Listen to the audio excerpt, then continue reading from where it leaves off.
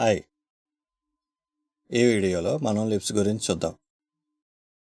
Lips జనరల్గా సిమెట్రికల్గానే ఉంటాయి, కానీ మనం చూసే యాంగిల్ బట్టి దాని ప్రపోర్షన్స్ కూడా చేంజ్ అవుతాయి. ఇందులో నేనైతే 3/4 తీసుకున్నా. ఇక్కడ చూడండి, మనం ఏం గీద్దామన్నా దాంట్లో బిగ్ షేప్స్ అనేవి చూడటం నేర్చుకోవడం చాలా ఇంపార్టెంట్. ఇలా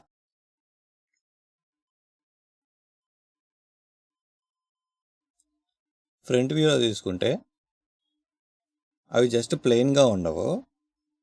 మన ఫేస్ ఆల్మోస్ట్ కొనికల్ లేకపోతే సిలిండ్రికల్ షేప్లో ఉంటుంది కాబట్టి ఒక సిలిండర్ చుట్టూ ర్యాప్ అయితే ఎలా ఉంటుందో అలా ఉంటుంది.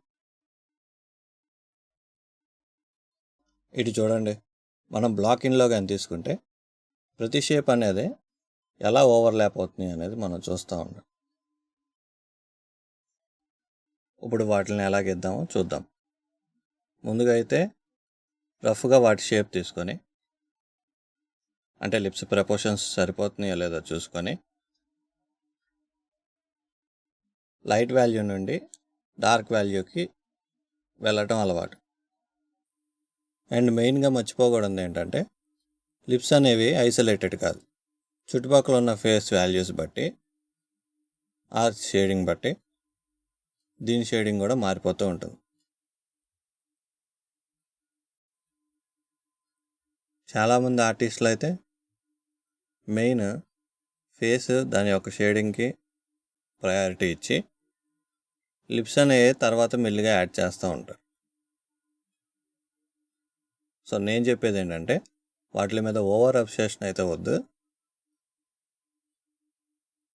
బట్ వాల్యూస్ అండ్ ప్రపోర్షన్స్ సరిగ్గా వస్తున్నాయా లేదా అని ప్రాక్టీస్ చేయడం అయితే ఇంపార్టెంట్.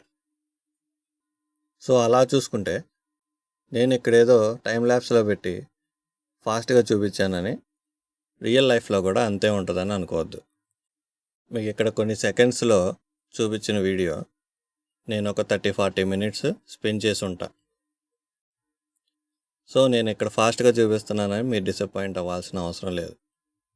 అంటే మేము ఏదో ఫాస్ట్గా గీసి మీరు అదే పేస్లో గీయాలనుకుంటే అవ్వదు. లేదా యూట్యూబ్లో ఫాస్ట్గా వస్తున్నాయని మనం ఫాస్ట్గా గీయలేకపోతున్నాం అనుకుంటే నేర్చుకోలేం. అదొకటే డ్రాబ్యాక్ ఇక్కడ.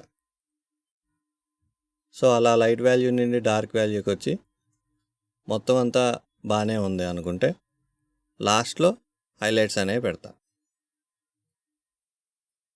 ఇంకేమన్నా ఉంటే వాటిని కూడా చెక్ చేసుకొని వాల్యూస్ అడ్జస్ట్ చేసి ఫైనల్గా స్టాప్ చేస్తాం. సో మీరు నేర్చుకోండి, ఇంప్రూవ్ అవ్వండి, ప్రాక్టీస్ చేస్తూ ఉండండి. మళ్ళీ కలుద్దాం. Keep practicing more. బాయ్.